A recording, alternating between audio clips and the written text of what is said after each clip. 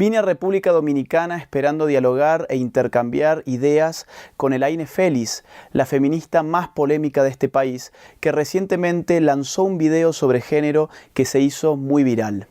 Lamentablemente, Elaine rechazó debatir conmigo personalmente, pero en este video refutaré punto por punto los argumentos de su video.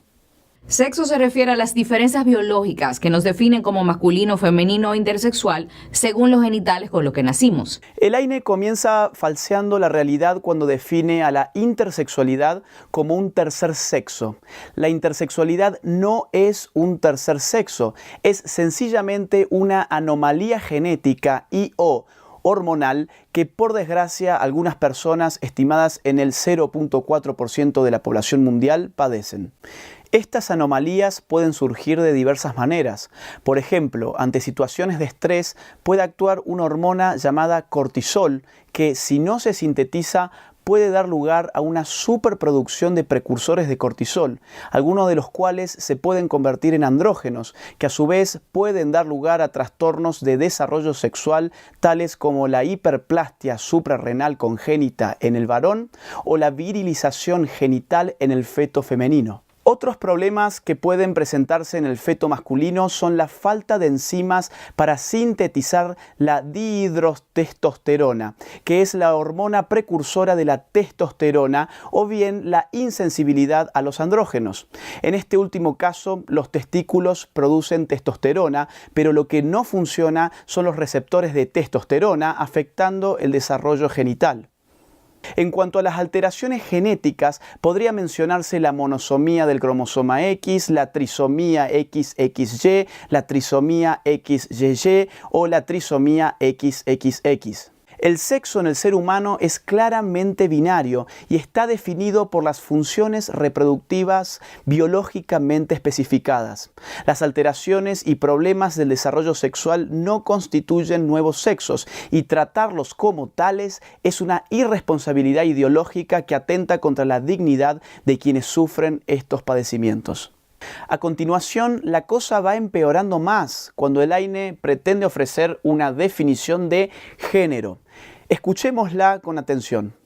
En cambio, género es el conjunto de ideas, de comportamientos y roles que una sociedad considera apropiados y que impone socialmente para considerar a una persona femenina o masculina. Algunos ejemplos de esta construcción social que llamamos género es pensar que las mujeres son pasivas, serviciales, sensibles y bondadosas, y que los hombres son activos, fuertes, líderes y conquistadores. Por este concepto es que tradicionalmente se le ha asignado a los hombres roles de políticos, mecánicos, jefes, entre otros, es decir, el rol productivo, y a las mujeres el rol de amas de casa, maestras, enfermeras, entre otros, es decir, el rol reproductivo. Notemos que Elaine construye un mundo dividido en dos dimensiones incomunicables, la del sexo por un lado, la del género por el otro, es decir, la de la naturaleza y la de la cultura, sin relación alguna entre ellas. La operación ideológica es sencilla de entender. Al disociar radicalmente la realidad cultural de la realidad natural, podemos eventualmente concluir que la identidad sexual no tiene por qué guardar relación con la naturaleza y presentarla como un mero producto de la cultura, que podemos deconstruir y reconstruir a gusto. Pero las diferencias entre los sexos que se dan en el plano cultural de ninguna manera pueden estar totalmente desconectadas de la preexistencia de una naturaleza sexual efectivamente diferente entre hombres y mujeres. Pretender que el plano de la naturaleza y el de la cultura funcionan con total independencia el uno del otro es mantener una ideología que simplifica hasta el absurdo lo complejo de la realidad. Veamos algunos ejemplos. Tras estudiar el funcionamiento de 20.000 genes, investigadores del Instituto Weizmann de Ciencias de Israel hallaron que más de 6.500, es decir, alrededor de un tercio de los genes, se expresaban de manera diferente en hombres y mujeres. Nuestra organización anatómica y fisiológica es claramente diferente entre hombres y mujeres.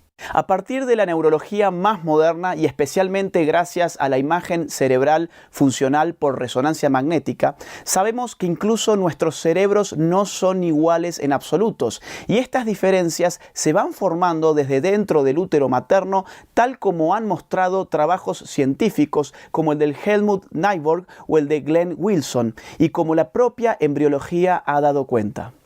Por ejemplo, hoy sabemos que el cerebro masculino es en promedio de un 8 a un 11% más voluminoso que el femenino, pero que completa su crecimiento 1 o 2 años más tarde. También sabemos que la parte posterior del cerebro es más bulbosa en las mujeres y más tubular en los hombres. La imagen neuronal por resonancia magnética muestra asimismo que los hombres y las mujeres activan partes diferentes de sus cerebros para realizar idénticas tareas. Los hombres usan su materia gris 6,5 veces más que las mujeres, mientras que éstas utilizan la materia blanca 10 veces más que la de los hombres. Las conexiones interhemisféricas son más frecuentes en las mujeres que en los hombres. Quizás por ello se dice que mientras los hombres utilizan principalmente el hemisferio izquierdo, las mujeres balancean mucho mejor entre el izquierdo y el derecho. Y podríamos seguir por horas comentando las diferencias entre hombres y mujeres. Claro que la realidad del hombre se enriquece culturalmente y no todo en la sexualidad son genes, hormonas, pene y útero, pero ello no es razón como para hacer como si nada de esto existiera o como si existiera en un plano incomunicado con el plano cultural. El punto central es este: las diferencias naturales entre hombres y mujeres son realmente significativas, pero ¿es realmente creíble que nuestras diferencias culturales no tengan nada que ver con estas diferencias preexistentes a la socialización y que el género es por consecuencia una construcción social aislada de todo marco natural? Volvamos atrás un segundo y escuchemos esto de nuevo. Por este concepto es que tradicionalmente se le ha asignado a los hombres roles de políticos, mecánicos, jefes, entre otros, es decir, el rol productivo. Y a las mujeres el rol de amas de casa, maestras, enfermeras, entre otros, es decir, el rol reproductivo. Este sinsentido que acabamos de escuchar solo puede ser producto de la referida disociación entre naturaleza y cultura. En efecto, el rol productivo del hombre ha estado históricamente asociado a sus condiciones físicas naturales, más aptas para el trabajo duro y su menor valor en términos de conservación de la especie. Solo bajo la sociedad capitalista avanzada, que la sociología suele denominar también como sociedad postindustrial, la mujer se incorpora con facilidad al mundo de la producción en la medida en que los trabajos en este contexto requieren de menor esfuerzo y desgaste físico gracias a los avances tecnológicos. Pero por otra parte, Elaine nos afirma que a la mujer se le ha asignado culturalmente un rol reproductivo de nuestra especie. Otra vez, el sinsentido está a la vista. No existe ninguna conspiración en el hecho de que la mujer cumpla la función que efectivamente cumple en la reproducción de la especie. Se llama simplemente biología. Ahora bien, con este armazón ideológico, Elaine nos va a aclarar que lo suyo no es una ideología, sino que la ideología es de quienes afirman que sus ideas son ideológicas. En concreto, Elaine se esforzará por establecer una distinción, en verdad inconsistente, entre políticas de género e ideología de género. La escuchemos. ¿Qué significa política de género? La política de género son estrategias basadas en ciencias sociales para abordar y eliminar las desigualdades entre mujeres y hombres. ¿Qué es la ideología de género? La ideología de género son ideas anticientíficas que buscan tergiversar el concepto de género con manipulaciones hacia los padres y las familias para que crean que la política de género lo que intenta es transformar o influir en niños, niñas y adolescentes para que se conviertan en transgénero. Es decir, para que se conviertan en personas que presentan una inconformidad con el sexo con el que nacieron y el género asignado socialmente. La falacia de este razonamiento consiste en pensar que las políticas públicas, en este caso las políticas de género, son lo contrario de una ideología. La verdad es que las políticas públicas bien pueden estar orientadas ideológicamente y la pregunta en este sentido es, ¿cuándo una política pública está determinada por una ideología? La respuesta nos redirige a la noción misma de ideología, que refiere a un conjunto de ideas que mistifican la realidad, que la invierten, pero que se postulan como el principio a partir del cual la sociedad debería ser reconstruida.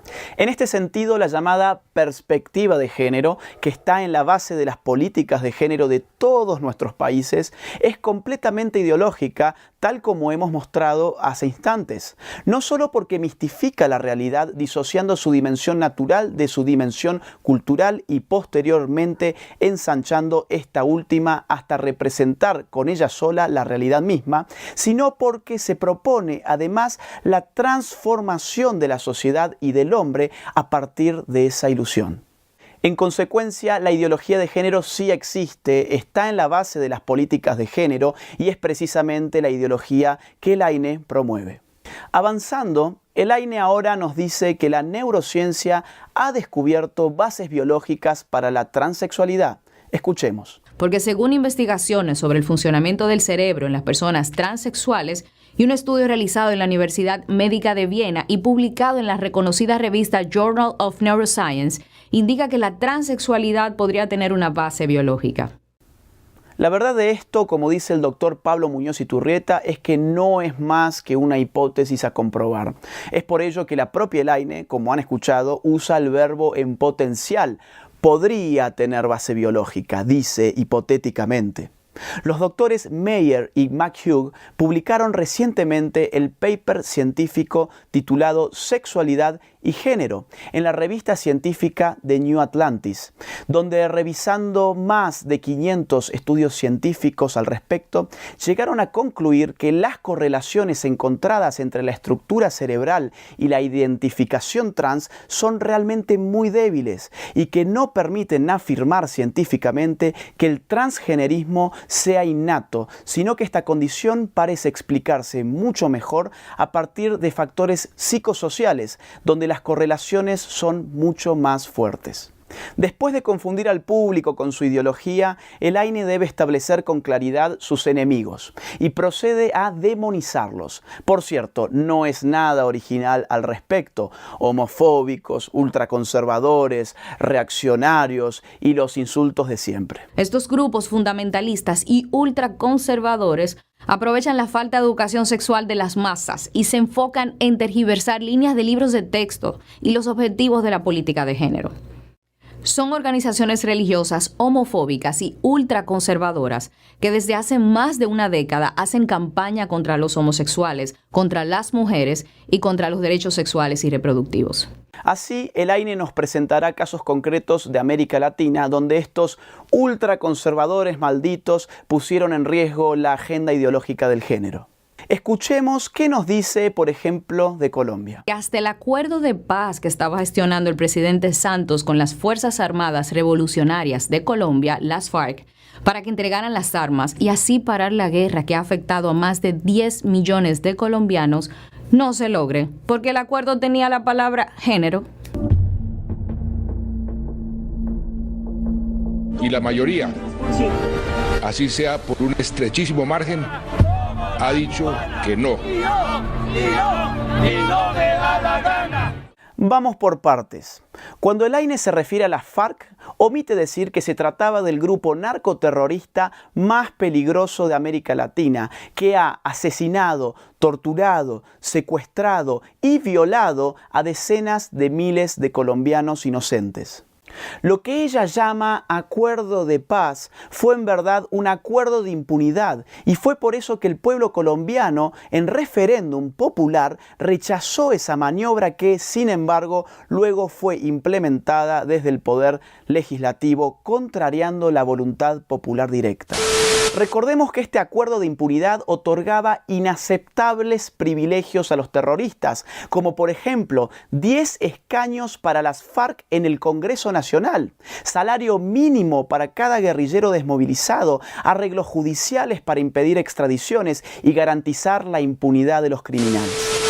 Recordemos también que este acuerdo dejó en la impunidad a secuestradores y violadores de cientos de mujeres colombianas.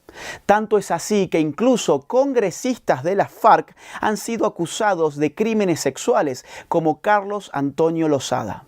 ¿No es curioso que una feminista como Elaine nos omita semejante dato tan caro a la mujer colombiana? ¿Será que cuando la guerrilla de izquierda viola mujeres, entonces es mejor callarse la boca, mirar para otro lado y contribuir a la impunidad de los depravados sexuales? Por cierto, en el acuerdo de impunidad la palabra género no aparecía una sola vez como pretende hacer creer Elaine, sino decenas de veces. ¿Qué hacía la cuestión del género impregnando un supuesto acuerdo de paz? Muy simple, se buscó meter la ideología de género por la ventana pensando que la gente no se iba a dar cuenta de la maniobra política. Otro ejemplo que Elaine nos ofrece es el siguiente, sobre Brasil. En el caso de Brasil, los grupos conservadores llegaron tan lejos que hasta en el ámbito alimentario se prohibió usar la palabra géneros alimentarios y solo se podía usar alimentarios o alimenticios. Jair Bolsonaro fue un candidato presidencial que promovió este mensaje oscurantista y ganó las elecciones de Brasil con su alianza con las iglesias evangélicas y con los sectores conservadores. Com toda certeza, essa é uma missão de Deus e estaremos prontos para cumpri-la. Esto se trata desde luego de información totalmente falsa, reproducida irresponsablemente por Elaine. ¿Se imagina usted a un gobierno prohibiendo decir géneros alimentarios? Hay que ser muy ingenuo para creerlo. Personalmente me tomé el trabajo de consultar al Ministerio de la Mujer, Familia y Derechos Humanos de Brasil y me confirmaron que esa noticia es totalmente falsa. Lo que el Ministerio de Relaciones Exteriores ha hecho simplemente es dejar de usar gubernamentalmente la palabra género para referirse al ámbito de la sexualidad. El resto es una mentira inaceptable. América Latina es un blanco predilecto para la ideología de género. República Dominicana está también bajo ese ataque y tiene representantes ideológicos muy hábiles, como hemos visto, que han confundido a muchas personas con videos llenos de falacias. Pero llegó el momento de levantarse contra esta agresión que atenta contra la familia, la vida y la libertad. Gracias por ver este video. Te invito a que lo compartas con familiares y con amigos. Soy Agustín Laje para Los Ignorantes.